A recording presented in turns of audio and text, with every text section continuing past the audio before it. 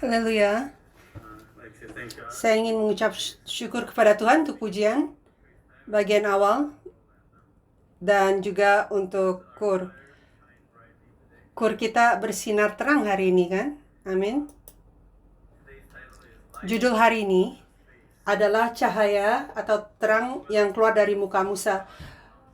Musa naik 8 kali Gunung Sinai dan kita udah belajar tentang itu dan kita berdiskusi, kita menemukan ayat-ayatnya hari Rabu kemarin, maka saya tidak akan bahas mengenai 8 kali Musa mendaki Gunung Sinai, tetapi di akhir ini, di ke-8 kali dia naik ke atas dan waktu dia turun dari Gunung Sinai, muka Musa bercahaya dengan sinar.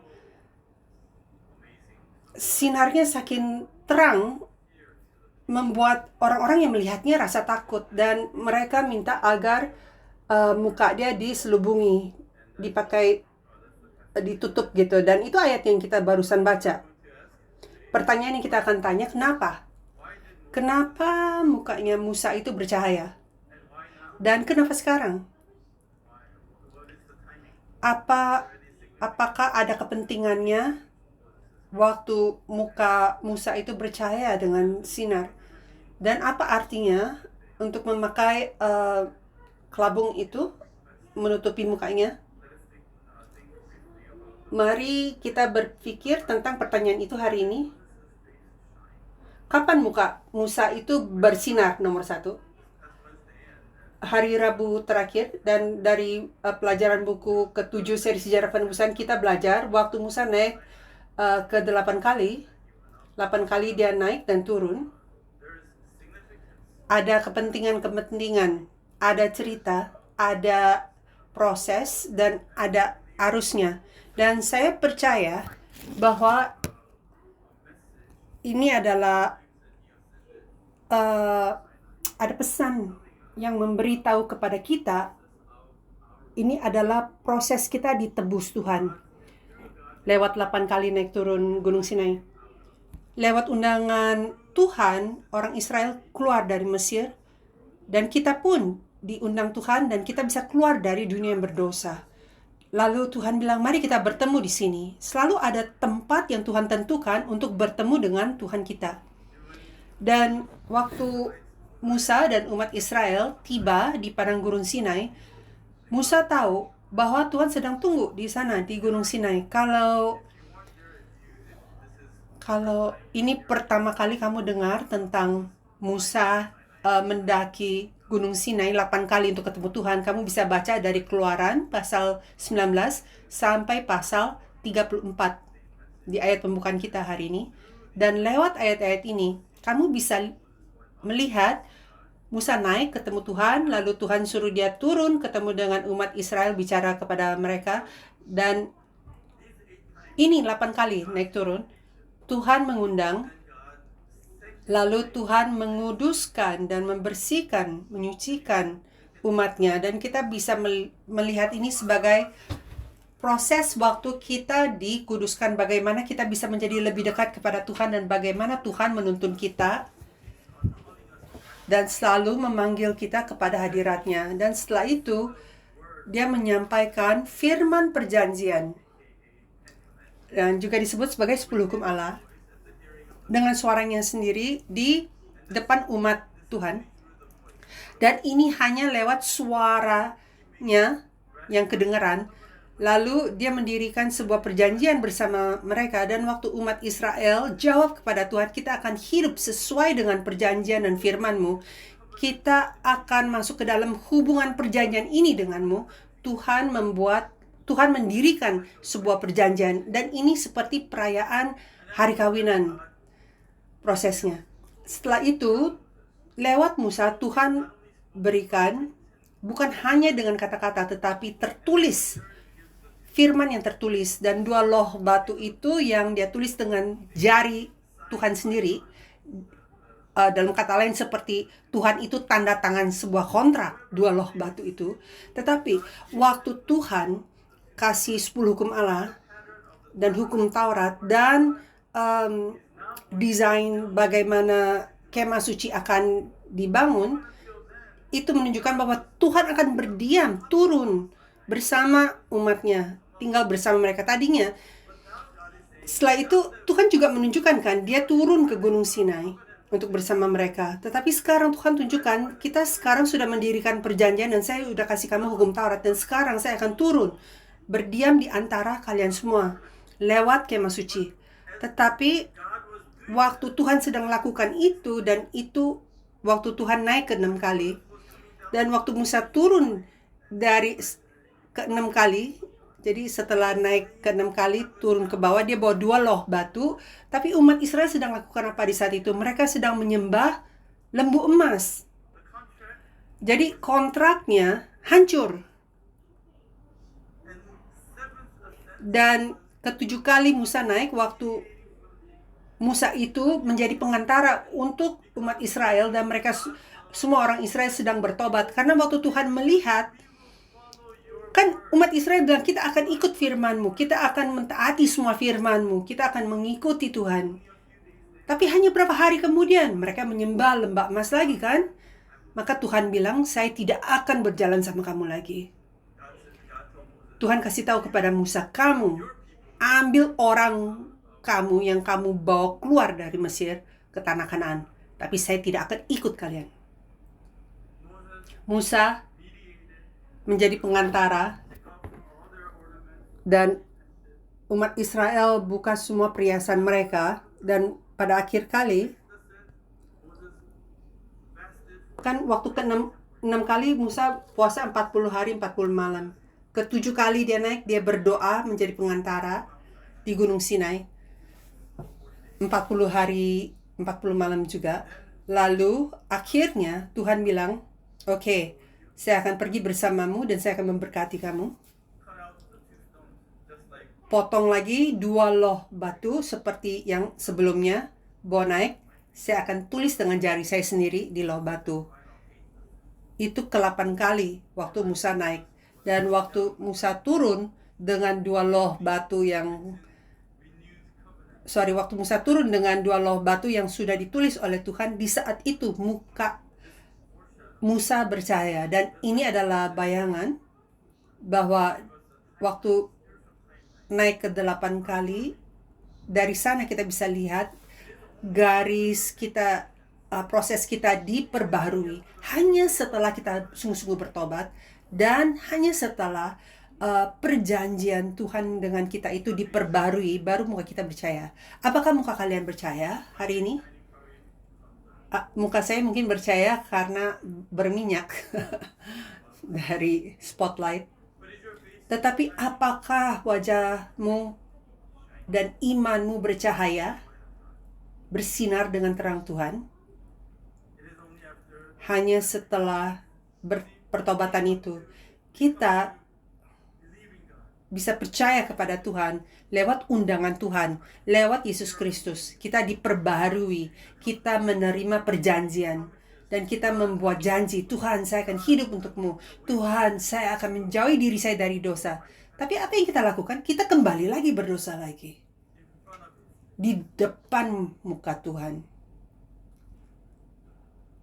Kadang kita bilang, luar biasa, seandainya umat Israel tunggu aja berapa hari lagi, 1 hari lagi, dan tidak menyembah lembu emas itu pasti luar biasa. Iya, memang itu akan luar biasa sekali. Tetapi bukan seperti itu. Mereka berdosa.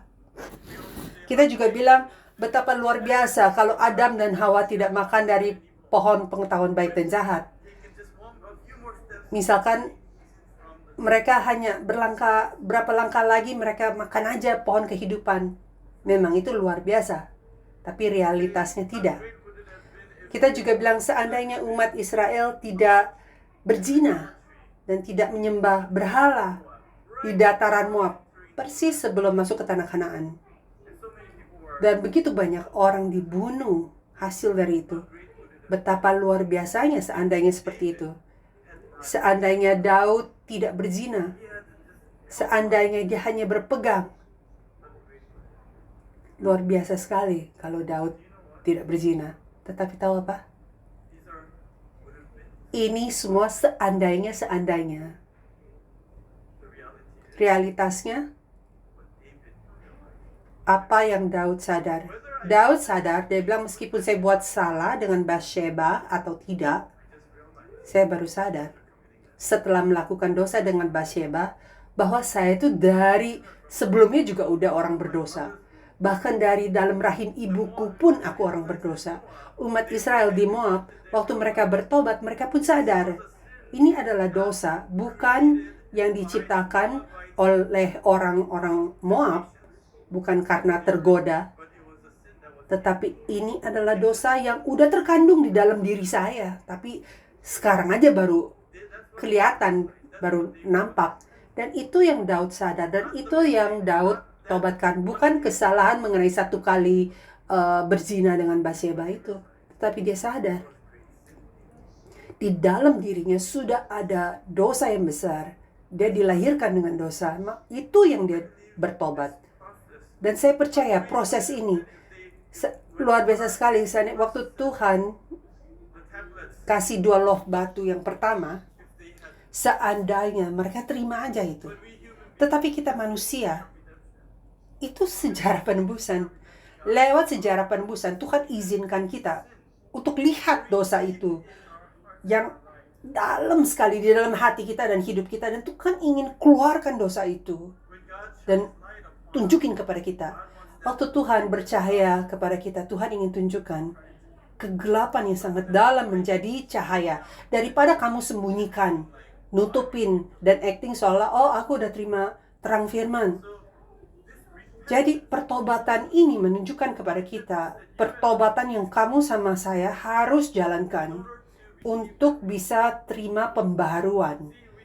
Kita kan bilang, seandainya kita tidak bunuh Yesus di kayu salib, kan luar biasa. Sesungguhnya, kita manusia itu ada kejahatan di dalam sifat kita. Kejahatan itu pun akan membunuh Yesus. Karena dosa kita, Yesus mati. Sekarang dia telah mati. Apa yang lebih baik daripada tidak melakukan dosa itu adalah pertobatan. Acting seolah kamu tuh udah bagus, gak ada dosa, dibandingkan dengan dosa kita dinyatakan dan kita bertobat. Tuhan lebih suka yang mana? Lewat pertobatan itu, Tuhan bilang, saya akan berjalan bersamamu. Dan nanti kita akan baca ayatnya. Tetapi berkat yang Tuhan janjikan umat Israel setelah mereka bertobat lebih besar dari berkat yang awal Tuhan janjikan. Jadi semoga kamu dan saya bisa melalui proses penebusan ini. Tuhan mengundang kita. Dia menguduskan kita, membersihkan kita, mempersiapkan kita, memberi firman kepada kita. Dan dia kasih perjanjiannya kepada kita. Dia sumpah perjanjian itu kepada kita. Tetapi akhirnya yang paling diperlukan adalah untuk kita keluarin semua dosa kita dan kegelapan yang kita sembunyikan di dalam, dan kita letakkan di hadapan Tuhan dan bilang, Tuhan, inilah diriku, terima aku, bantu aku. Dan Tuhan akan bilang, oke, saya akan tulis lagi di loh batu kamu yang baru, loh batu hatimu. Saya akan tulis lagi, saya memperbarui perjanjian itu, dan saya jamin saya akan bersama kamu sampai masuk ke dalam kerajaan sorga. Semoga kalian semua terima berkat itu. Dan itu saatnya terang cahaya yang sejati bersinar dari dalam kita. Keluaran 32 ayat 12 sampai 17. Kita tidak akan baca semua ayatnya karena setelah dia terima, mungkin kita baca aja karena saya janji kita akan baca tentang berkat-berkatnya. Keluaran 33 ayat 12 sampai kita baca dari 14 ayat 14. Lalu ia berfirman, ini Tuhan bicara kepada Musa, aku sendiri hendak membimbing engkau. Ini setelah mereka bertobat ya. Dia bilang, aku sendiri hendak membimbing engkau dan memberikan ketenteram kepadamu. Berkatalah Musa kepadanya, jika engkau sendiri tidak membimbing kami, janganlah suruh kami berangkat dari sini. Dari manakah gerangan akan diketahui bahwa aku telah mendapat kasih karunia di hadapanmu, yakni aku dengan umatmu ini? Bukankah karena engkau berjalan bersama-sama dengan kami sehingga kami Aku dengan umatmu ini dibedakan dari segala bangsa yang ada di muka bumi ini. Berfirmanlah Tuhan kepada Musa, juga hal yang telah kau katakan ini akan kulakukan, karena engkau telah mendapat kasih karunia di hadapanku, dan aku mengenal engkau. Dan setelah menerima jawaban ini, Musa tanya kepada Tuhan untuk menunjukkan kemuliaan Tuhan kepada dia. Sebelumnya Musa nggak pernah minta ini. Tetapi di Keluaran 33 ayat 18, tetapi jawabnya, perlihatkanlah kiranya kemuliaanmu kepadaku. Lalu Tuhan jawab bahwa Tuhan akan membuat semua kebaikan Tuhan melalui di depan dia dan menyampaikan nama Tuhan di hadapan dia. Lalu di ayat 19, tetapi firman Tuhan, aku akan melewatkan segenap kegemilanganku dari depanmu dan menyerukan nama Tuhan di depanmu. Aku akan memberi kasih karunia kepada siapa yang kuberi kasih karunia dan mengasihani siapa yang kukasihani. Keluaran 34 ayat 5-11. Turunlah Tuhan dalam awan lalu berdiri di sana dekat Musa serta menyerukan nama Tuhan. Berjalanlah Tuhan lewat dari depannya dan berseru, Tuhan, Tuhan Allah, penyayang dan pengasih, panjang sabar, berlimpah kasihnya dan setianya, yang meneguhkan kasih kesetiaannya kepada beribu-ribu orang, yang mengampuni kesalahan, yang mengampuni kesalahan, pelanggaran, dan dosa, tetapi tidak sekali-kali membebaskan orang-orang bersalah dari hukuman, yang membalas kesalahan bapa kepada anak-anak dan cucunya, kepada keturunan yang ketiga dan keempat. Segeralah Musa berlutut ke tanah, lalu sujud menyembah, serta berkata, jika aku telah mendapat kasih karunia di hadapanmu, ya Tuhan, berjalanlah kiranya Tuhan di tengah-tengah kami, sekalipun bangsa ini suatu bangsa yang tegar tengkuk. Tetapi ampunilah kesalahan dan dosa kami, ambillah kami menjadi milik-Mu. Ingat di bagian awalnya, waktu Musa naik keempat kali, Tuhan bilang ini umat kesayanganku, Segula.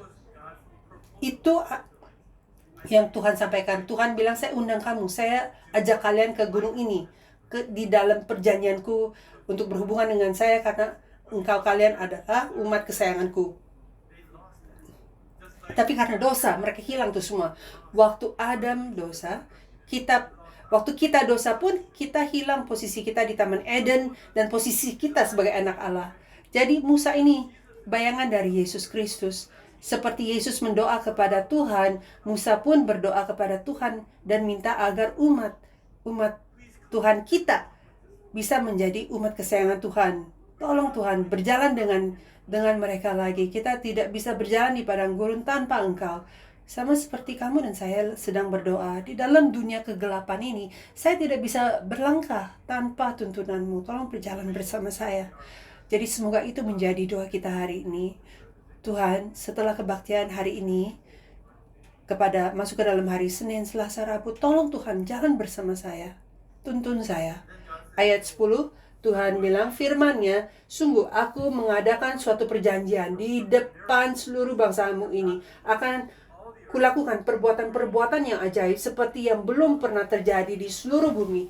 Di antara segala bangsa, seluruh bangsa yang di tengah-tengahnya engkau diam akan melihat perbuatan Tuhan. Sebab apa yang akan kulakukan dengan engkau sungguh-sungguh dahsyat.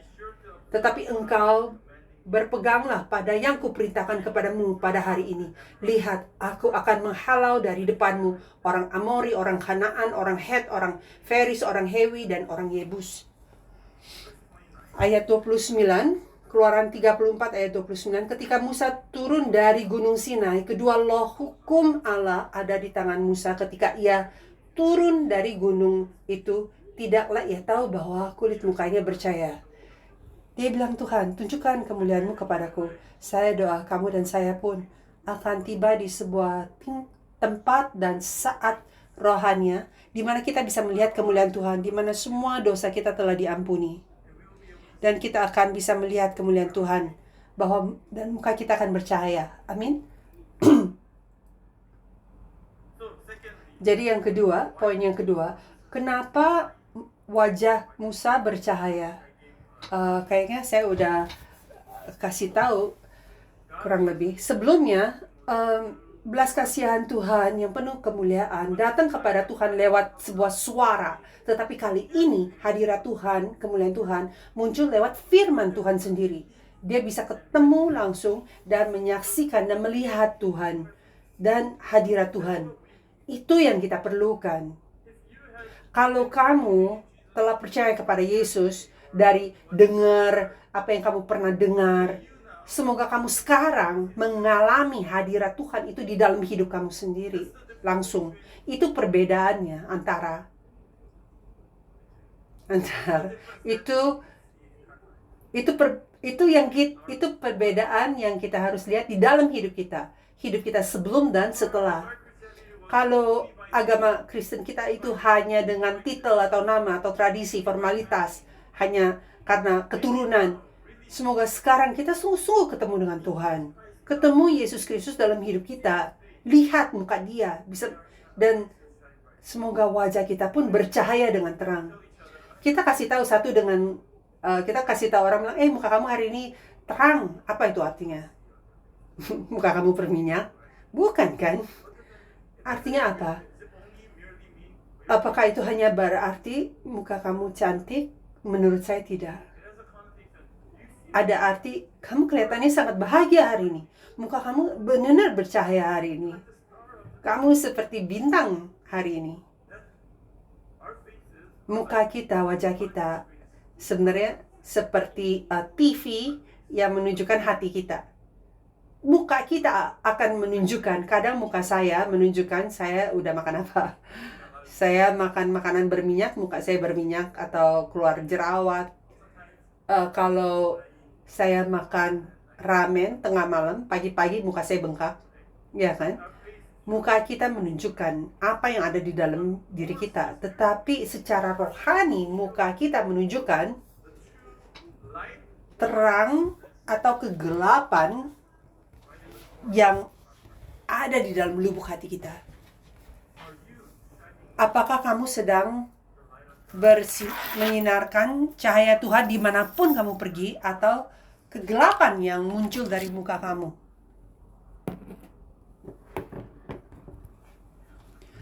Saya akan membangunkan kalian yang sedang tidur. Lihat muka orang yang di sebelah kamu. Lihat mukanya bercahaya gak? Di gereja atau tempat umum, muka kita mungkin senyum seperti itu kan? Atau berusaha untuk percaya dengan sesuatu. Tetapi coba pikirkan muka yang kamu pasang di saat kamu masuk rumah kamu, di saat kamu pulang dari kantor, dari kerja. Muka kamu seperti apa? Kadang atau seringkali kita nggak bisa lihat muka kita sendiri kan? Jadi kita tidak tahu muka apa yang keluarga saya lihat di saat saya pulang ke rumah. Apakah muka kamu bersinar di saat kamu pulang ke rumah? Mungkin kita bersinar waktu di gereja, tetapi kita pulang dan kita masuk pintu rumah, mukanya kayak gini. Ya kan? Gelap, monyong. Kegelapan itu keluar dari cahayanya. Apakah itu saya ngaku, kadang saya seperti itu.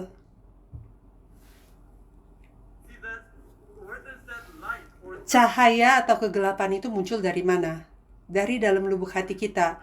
Apa yang sungguh-sungguh di dalam hati saya? Apa yang sebenarnya dalam hati saya itu muncul di muka saya?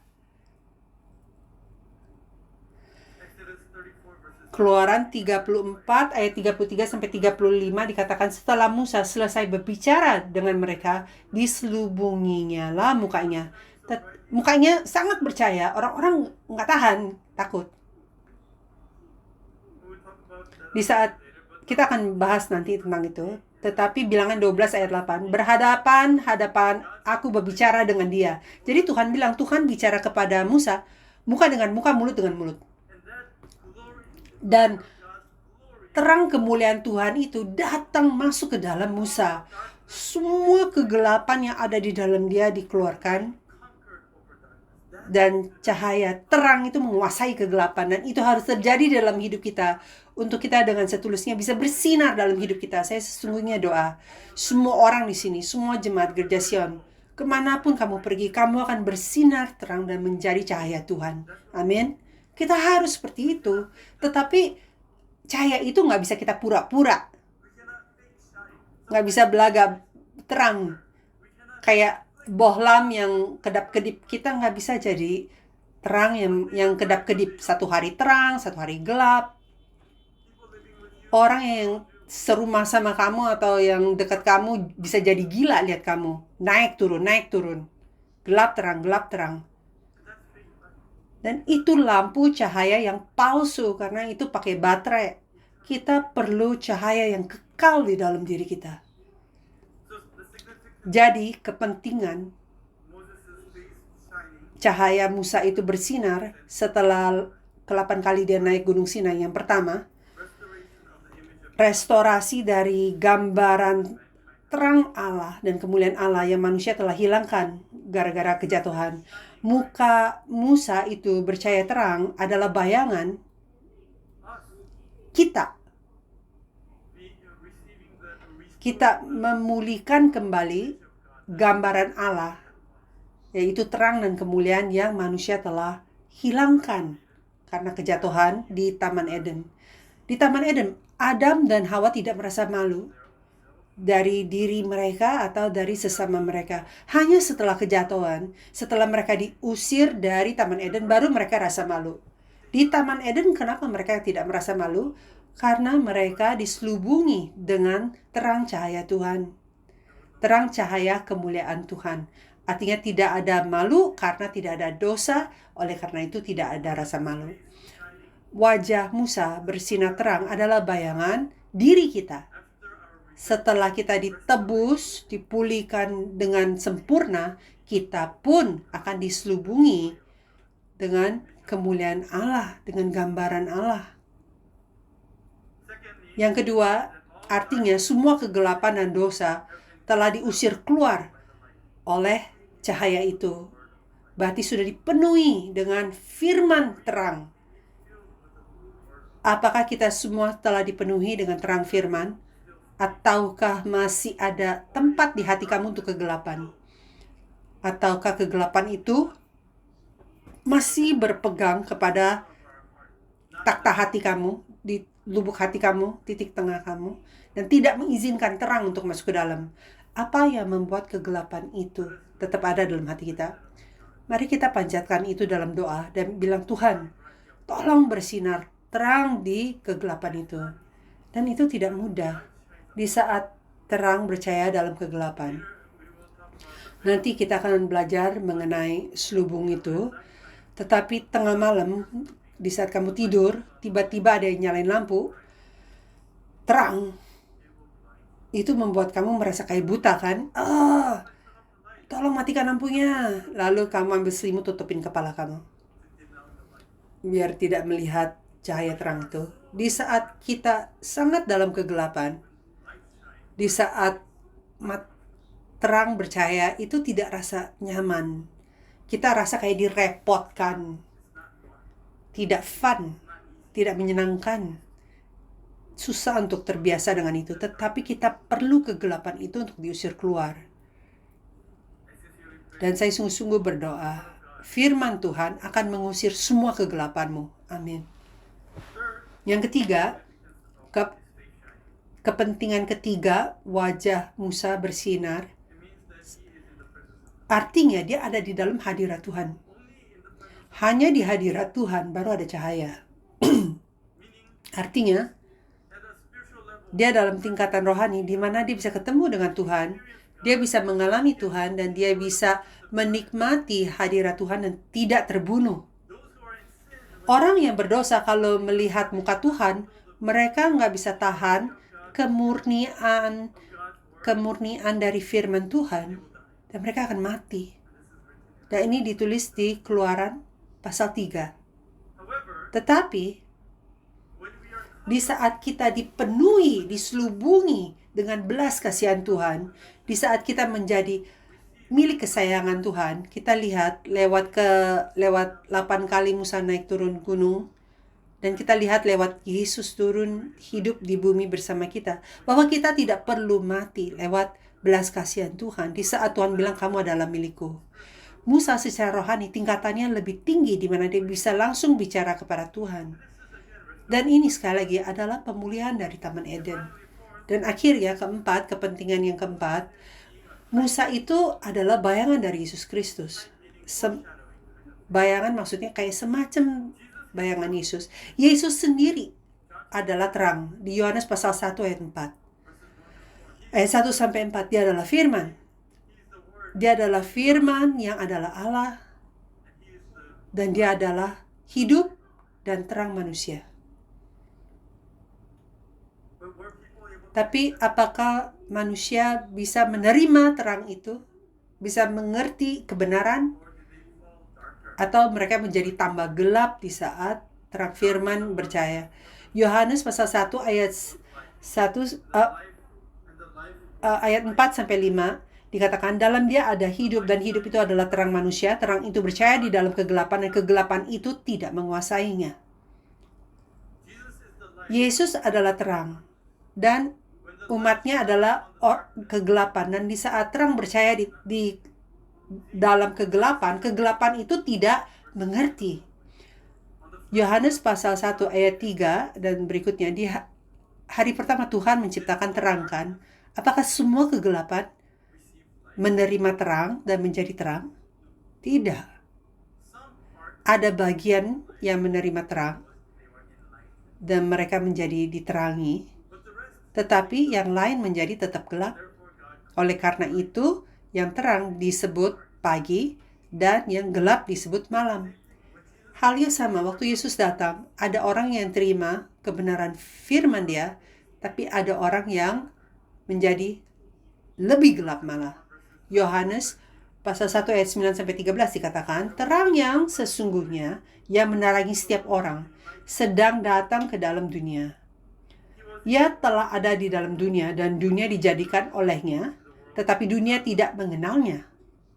Ia datang kepada milik kepunyaannya, tetapi orang-orang kepunyaannya tidak menerimanya. Tetapi semua orang yang menerimanya diberinya kuasa supaya menjadi anak-anak Allah, yaitu mereka yang percaya dalam namanya. Orang-orang yang diperanakan bukan dari darah atau dari daging, bukan pula secara jasmani oleh keinginan orang laki-laki, melainkan dari Allah. Jadi Yesus adalah terang yang percaya kepada umatnya. Orang yang terima firman-Nya dan percaya kepada Yesus, mereka menjadi terang, diterangi. Tetapi ada juga orang-orang yang tidak menerima dia. Musa turun dari gunung Sinai dan muka dia bercahaya. Orang bilang, oh kita takut, tolong selubungkan mukamu. Jadi terakhir, poin ketiga, mari kita pikirkan mengenai selubung ini. Waktu Yesus datang, dia adalah terang. Identitas dia yang asli adalah keilahian dia, terangnya dia. Dia adalah Tuhan. Dia sendiri adalah Tuhan. Tapi dia juga ada selubung yang adalah tubuh manusia dia. Dia datang sebagai manusia. Dan waktu mereka melihat dia, waktu orang lihat dia, mereka hanya melihat dia sebagai manusia, orang dari Nazaret. Tapi waktu Yesus coba menyatakan identitas dia, menunjukkan cahayanya, bahwa aku dan Bapa adalah satu, aku dari sorga, aku adalah roti hidup yang turun dari sorga. Apa yang orang-orang lakukan? Mereka mundur, mereka ambil batu untuk melempari Yesus. Mereka menjadi tambah gelap. Ada orang kayak begitu. Tapi ada orang lain yang mengenal dan sadar bahwa dia adalah orang dosa. Mereka terima terang itu dan mereka menghapus dosa mereka. 2 Korintus pasal 3 ayat 13 sampai 16. Rasul Paulus menjelaskan mengenai selubung ini. 2 Korintus 3 ayat 13 sampai 16. Tidak seperti Musa yang menyelubungi mukanya supaya mata orang-orang Israel jangan melihat hilangnya cahaya yang sementara itu, tetapi pikiran mereka telah menjadi tumpul sebab Sampai pada hari ini, selubung itu masih tetap menyelubungi mereka. Jika mereka membaca Perjanjian Lama itu tanpa disingkapkan, karena hanya Kristus saja yang dapat menyingkapkannya, yang bisa buka selubungnya maksudnya. Rasul Paulus sedang berkata, orang-orang ini yang tidak menerima Kristus, yang menolak terang Yesus, selubung mereka belum dinyingkapkan. Dan dia bandingkan selubung itu dengan pikiran yang dikeraskan. Ayat 15, bahkan sampai pada hari ini setiap kali mereka membaca kitab Musa, ada selubung yang menutupi hati mereka. Tetapi apabila hati seorang berbalik kepada Tuhan, maka selubung itu diambil daripadanya. Jadi selubung ini sedang bicara tentang Yesus Kristus. Sekali lagi, Paulus sedang bilang hatinya menjadi keras. Berarti orang yang keras kepala, orang yang menolak untuk menerima terang Yesus, hati itu adalah selubung. Dan kata dikeraskan ada porao dalam bahasa Ibrani, artinya dikeraskan dalam bahasa Yunani, sorry. Dan artinya untuk membuat orang itu susah untuk mengerti. Jadi selubung itu menunjukkan orang yang menolak bahwa Yesus adalah Mesias. Yang kedua, selubung itu menunjukkan hati dan pikiran yang bodoh terhadap firman Tuhan. Ada orang yang tidak begitu tertarik untuk belajar firman Tuhan atau baca Alkitab. Mereka bilang, selama saya percaya Yesus kan udah cukup. Saya udah tahu Yesus mati untuk saya. Jadi saya percaya dengan Injil kabar baik.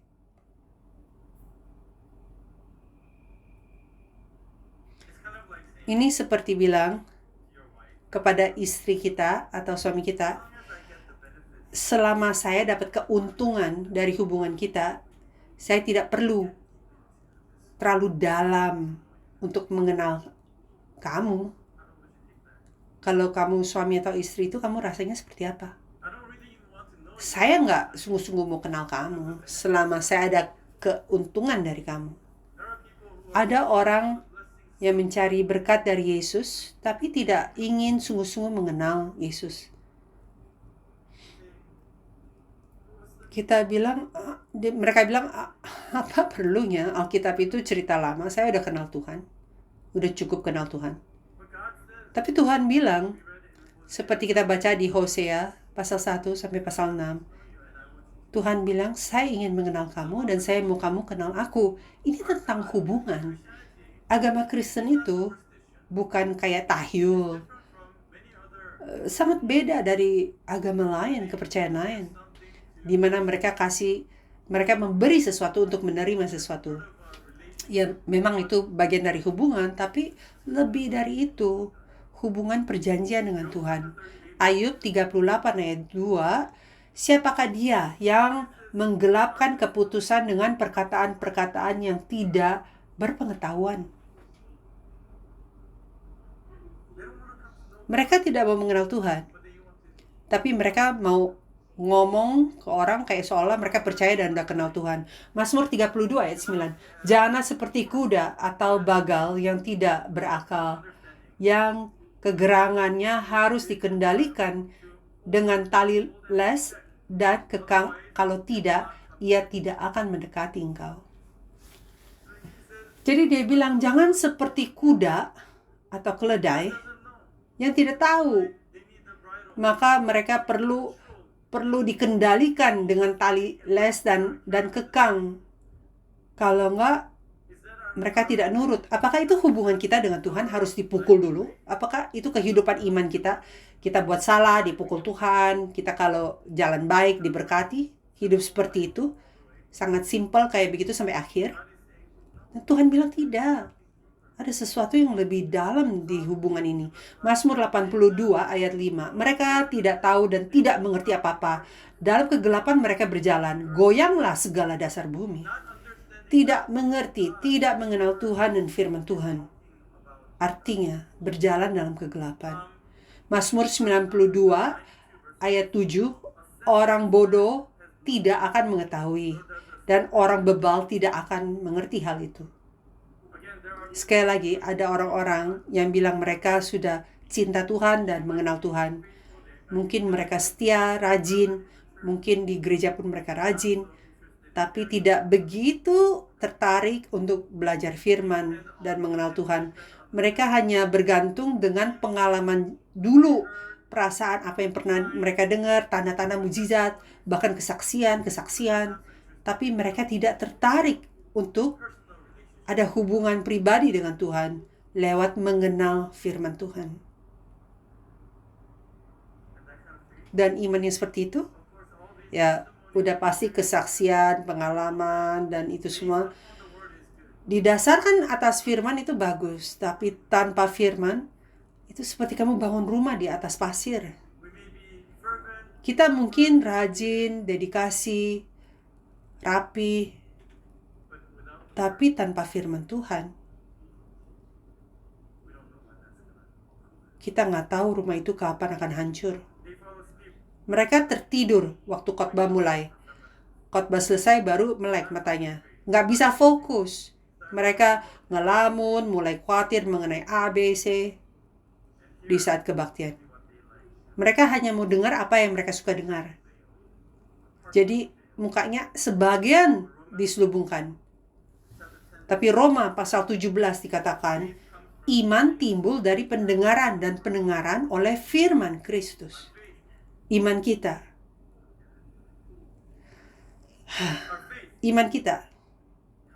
datang dari pendengaran firman.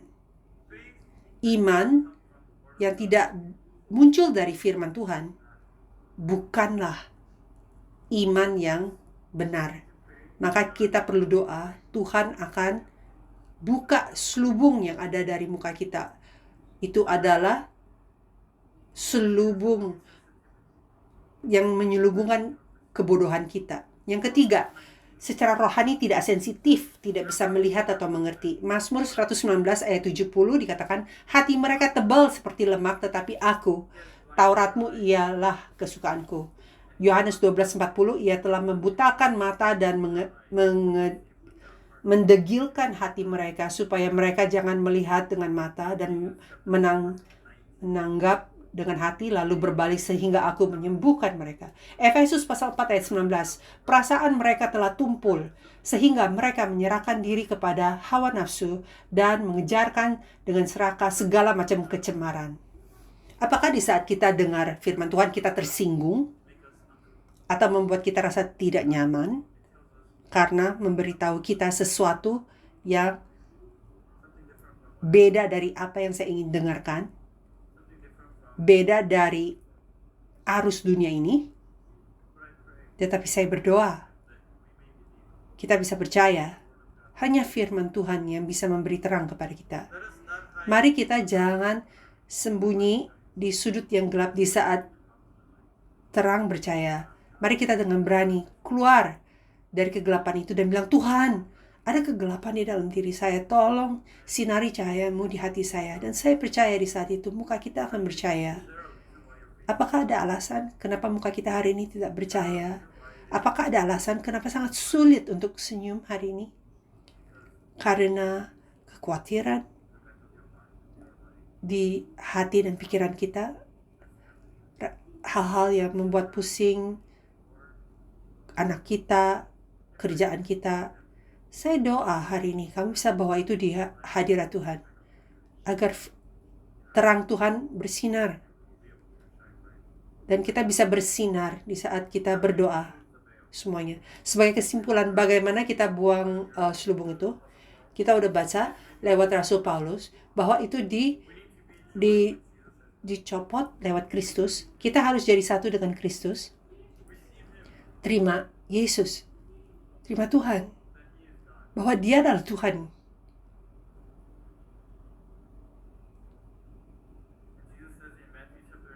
Kita harus menjadi satu dengan Yesus. Di Matius 11 ayat 27 dikatakan bahwa kehendak Bapa adalah untuk semua orang datang kepada Dia. Dan anak itu yang menyatakan Bapa. Yesus ingin menyatakan Bapa kepada kita. Ada orang-orang yang mengalami kemuliaan Tuhan dan melihat terang Tuhan di perjanjian baru. Itu adalah murid-murid Yesus dan Rasul Paulus. Murid-murid Yesus melihat Yesus bercahaya di Bukit Ubah. Tetapi setelah Yesus bangkit, Yesus bisa tembus tembok pintu tanpa membuka pintu. Mereka melihat gambaran Yesus yang asli. Mereka bisa menerimanya dan percaya. Setelah mereka melihat cahaya itu, mereka semua berubah. Sebelumnya mereka melarikan diri. Sebelumnya mereka itu ragu dan tidak percaya. Tetapi sekarang, setelah melihat cahaya itu, mereka menjadi murid-murid, menjadi orang-orang yang memulaikan gereja. Mereka menjadi orang-orang yang menyampaikan firman Tuhan. Halnya sama dengan Rasul Paulus. Dia menganiaya orang Kristen, tetapi dalam perjalanan ke Damsyik, dia melihat terang cahaya yang terang, sangat besar terangnya. Dia menjadi buta. Kenapa? Karena hidup dia itu benar-benar dalam kegelapan secara rohani. Tetapi setelah dia masuk dalam terang itu, dia tidak bisa menolak, dia tidak bisa kembali ke cara hidup dia yang lama. Dia sudah masuk ke dalam terang itu. Saya doa Tuhan pun akan tangkap kita dalam terang itu. Ibrani pasal 1 ayat 3. Ia adalah cahaya kemuliaan Allah dan gambar wujud Allah dan menopang segala yang ada dengan firman-Nya yang penuh kekuasaan. Jadi, dan setelah ia selesai mengadakan penyucian dosa, ia duduk di sebelah kanan yang maha besar di tempat yang tinggi. Jadi sifat asli Yesus adalah cahaya terang. Jadi saya ingin berakhir dengan beberapa pertanyaan. Apakah kita sudah pernah melihat muka Tuhan? Apakah kamu hidup di tengah-tengah hadirat Tuhan? Atau kamu masih perlu selubung itu? Apakah firman itu terlalu terang untuk kamu? Apakah firman itu membuat kamu tersinggung? Membuat kamu merasa tidak nyaman? Apakah kita takut karena di saat terang bercahaya, kegelapan harus pergi? Tapi kamu nggak mau kegelapan itu pergi, maka kita rasa takut. Di saat firman bersinar kepada kita, kita tahu kita harus berubah. Ada hal-hal, cara kita berpikir, cara kita hidup, kita harus rubah, dan kita takut dengan hal itu. Maka kita coba hindari. Kita cuma ambil sebagian firman. Hanya bagian-bagian yang saya suka terima. Apakah firman kebenaran masih menjadi beban di hati kita? Apakah kita perlu selubung itu? Ataukah seperti Jack Nicholson bilang, kamu bisa handle gak kebenaran? Kebenaran dari firman Tuhan. Diri kita yang lama memang perlu mati. Harus mati. Untuk kita bisa menerima terang cahaya itu. Tapi mari kita jangan khawatir. Mari kita panjatkan doa yang sangat gampang kepada Tuhan. Tuhan, sinarilah terang-Mu kepadaku. Bantu saya bisa masuk ke dalam terang cahaya-Mu, keluar dari kegelapan. Saya sungguh-sungguh berdoa, terang itu akan bercahaya lewat kamu, di dalam keluargamu, di dalam pekerjaan kamu, teman-temanmu, saudaramu, dan gereja ini. Dan semoga gereja ini bersinar terang pada bangsa Singapura dan di seluruh dunia dan bahkan sampai ke ujung-ujung langit. Mari kita berdoa. Tuhan Allah Bapa kami serah kepada firman-Mu. Menyerah kepada firman-Mu. Ada aspek-aspek dalam hidup kami dan gereja kami, negara kami, bangsa kami, masih ada kegelapan. Tetapi Bapa, kami letakkan ini semua di hadapan-Mu. Kami mencari terang cahaya-Mu untuk bersinar di dalam kegelapan kami. Dan kami percaya Engkau akan menghapus semua kesulitan, penyakit, kegelapan. Dan bantu kami bisa bersinar terang dengan cahaya-Mu, dengan rasa bahagia, sukacita, dan ucapan syukur. Bapa, dengan tulus kami minta agar terang cahaya-Mu akan bersinar kepada semua orang di sini, semua jemaat Gereja Sion, dan bantu agar Gereja Sion menjadi gereja terang dari cahaya-Mu. Bantu kami bersinar dengan tulus dari dalam lubuk hati kami, di mana firman-Mu berdiam dalam hati kami. Terima kasih untuk kasih karunia-Mu. Dalam nama Yesus kami berdoa, amin. Mari kita ucap syukur kepada Tuhan.